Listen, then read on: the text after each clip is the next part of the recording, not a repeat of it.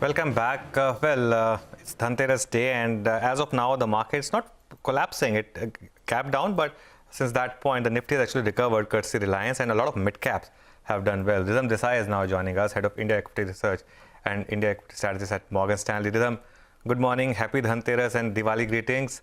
I wanted your thoughts on what's happening in the market, because the narrow market valuations are at all-time high now. But broad market has a lot of value. You think this could play a bit of a catch-up in the next somewhat? Well, firstly, happy Diwali to all of you. Happy Diwali to your viewers. Saal Mubarak, and wishing you a great year ahead. So, Anuj, before I get into that, just the preceding section, I heard at the tail end some debate on gold. Now, I'll tell you, I know you made a point that everybody should have gold in his or her portfolio. But I'll tell you why gold is so badly misunderstood. Because everybody treats it as an investment or as an asset class. And that's why when you treat gold as an asset class, you search for a yield. Because any asset should yield. And gold has no cash flows. And that misunderstanding means that people actually shun gold. Gold is not an asset. It is like a currency. It's a medium of exchange. It's a store of value. And when you see it from that perspective, the whole dynamic changes about gold. So don't look for cash flow. Look to it as a medium of exchange or a store of value. Okay, on your question, yeah, absolutely. I think the time has come for mean reversion in concentration. We've seen concentration at high levels now for a while. It's a mean reverting variable. And when I say concentration, I mean the share of profits and market cap that large companies have in the aggregate market. So both these variables, the share of market cap and the share of profits, both are at high levels and both happen to be mean reverting. People forget that, back in 2017, this was at a low point. Now it is at a high point, and it is likely to go back to a low point as you go forward. The trigger, in my view, is that we actually see acceleration in growth. And as growth accelerates, smaller firms do a whole lot better because they have financial and operating leverage, which works to their advantage in a better economy. So the key call here is that we think the economy is heading for better times in the next couple of years. And if that is happening, then I think the broad market outperforms the narrow market going into 2021. Okay. Ridham, good morning, and thank you very much for that enlightening way of looking at gold. This broad market, narrow market, do you think it may not play immediately? In the sense, we were so happy with the virus, with the vaccine, and then we realized that it's going to be a while before it's available and therefore full normalcy returns. At the moment, we are still battling the second wave in the West. So do you think this broadening of the market could be like after 6 months or so? Or is there still a time when the large caps are going to outperform? See, Lata, the COVID virus remains very uncertain. We should not make comparisons with what's happening in the West because the path of the virus in India has been very different. In fact, the path of the virus has been different in most parts of the world. So it has followed a different trend in Japan. At the outset, most people would have predicted that Japan would be hurt very badly because it has a much older population. But now we are coming away with Japan relatively unscathed. India, on the other hand, was going to get hit very badly because we had a very dense population.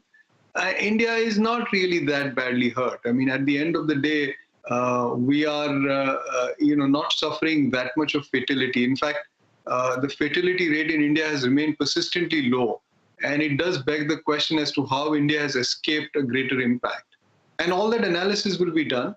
There are many reasons attributed to this: baseline herd immunity, early lockdown, etc., demographics. But, these reasons are there in other parts of the world, and it has not quite worked that way. So I can't predict the virus. However, having said that, I think that we may not get another national lockdown. So the economic damage that we suffered between, say, April and August is unlikely to come back to us. We may get some regional shutdowns if the virus surges in some parts of the country. Also, we should bear in mind that, a lot of very authentic zero prevalence surveys that are being done right now are suggesting large portions of those populations having been infected. So it is quite possible, and I'm not an epidemiologist, but it's quite possible that India hits herd immunity before the vaccine comes, and the virus will, fade away as an issue. Now, in the meanwhile, what has happened? The world, governments and central banks have stimulated, their respective economies in an unprecedented, coordinated fashion. And there's a massive amount of liquidity that is sloshing in the system. India will be a beneficiary of that. In the meanwhile, and this is not something that happened in the last 6 months, but it unfolded over the last 3-4 years, the world has moved away from bipolar to being multipolar. So simplistically put, it was a world where China had all the production and US concentrated the consumption. We're now getting multipolar. In a multipolar world, corporations around the world are looking to diversify their manufacturing base. And it is very opportunistic that India has chosen to launch its production-linked incentive schemes, has managed to get labor laws passed, has managed to create some land banks. So I think India becomes a very attractive destination. Hitherto, companies were, I would say, virtually frightened of doing greenfield in India. There was a lot of FDI, but it was all acquisition. It was not really greenfield. I think that. Yeah. Actually, that was my next question to you. Happy Diwali, by the way, to you, your entire team and your family, and I hope everyone's safe. There's been a large amount of money that has come in from the FI community, right? I mean, you've seen almost $4 billion already, and now with this MSCI weight increase, there could be a lot more. What are you hearing in terms of the themes that foreign investors like, and what do you see, where do you see the preferences lie over the next, say, 6 to 12 months? So, Sonia, thank you for your wishes, and same to you. I think the change in the foreign sentiment towards India is quite visible, and I think it is being driven by the policy shift. While we may not have done that much of fiscal stimulus as the market is expecting, all non-fiscal action has been very positive. So the farm laws, the production-linked incentives, the new labor laws, a host of things that are happening on a continuous basis, which I think has enthused foreign investors. There's also the rebalancing impact that you pointed out, which also is actually an outcome of policy initiative taken by the government at the end of last year. So this is all policy-related improvement. Foreign investors, I think, if you look back, have been concentrated in financials. And my gut feel is they're looking to diversify. Financials, I don't think, is any longer the leading sector of the market. In my view, the next bull market, and it's unfolding as we speak, so we're in that bull market, but this bull market will produce different leaders compared to the previous one. So financials, I think, well, they will keep performing from time to time. And this moment, I think they look very attractive because of the underperformance they've suffered in the preceding 6 months. But, I think they cease to be leaders. And accordingly, foreign portfolio investors will diversify into other sectors. Which sectors? Well, I would think consumer discretionary, industrials, to some extent healthcare, there has already been money that has gone into energy. So there are new sectors coming to the fore. Okay. So this run that we are seeing in financials, Ridham, you believe is an opportunity to lighten positions in this space?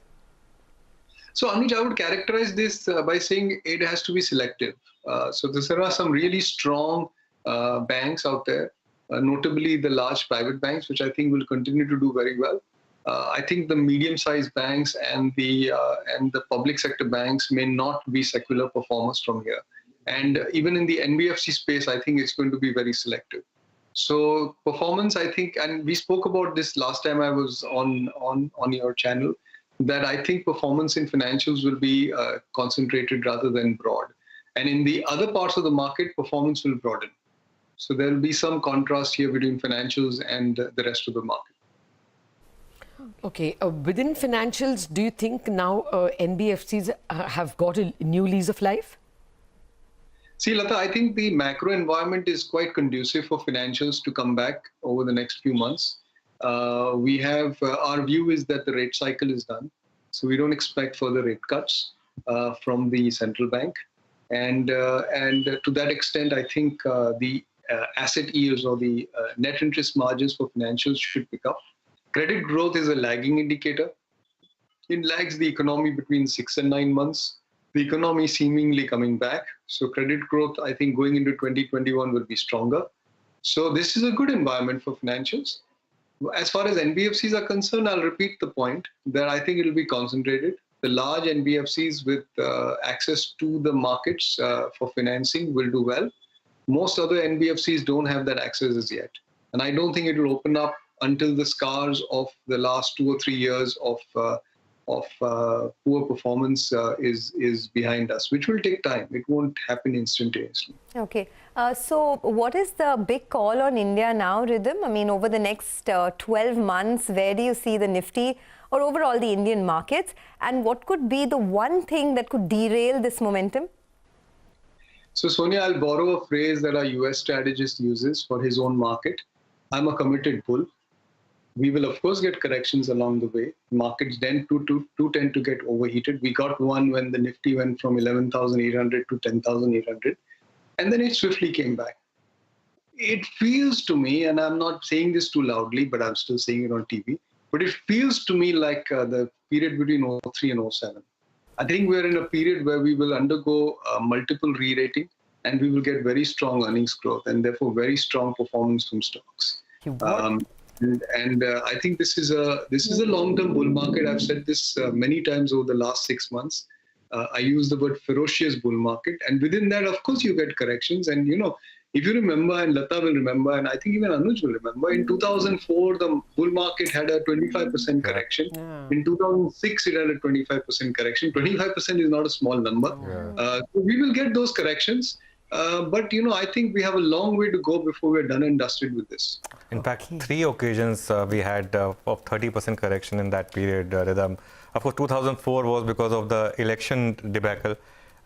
2006, the day we lost 10%. Yes, 2006 was when we had that crude really on the boil and inflation concerns coming back. So they will keep happening.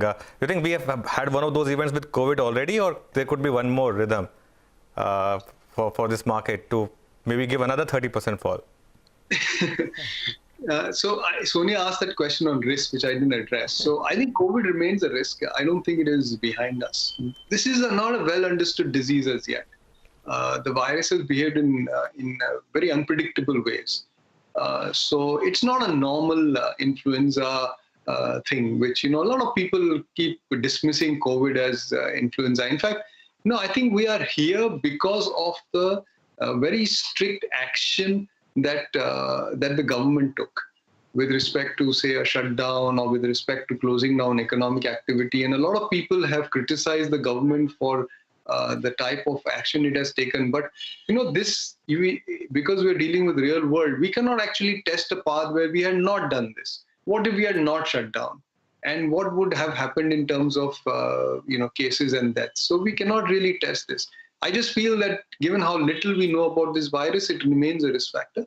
The other thing I think we should be watching out for is a policy error, not in India, but outside India.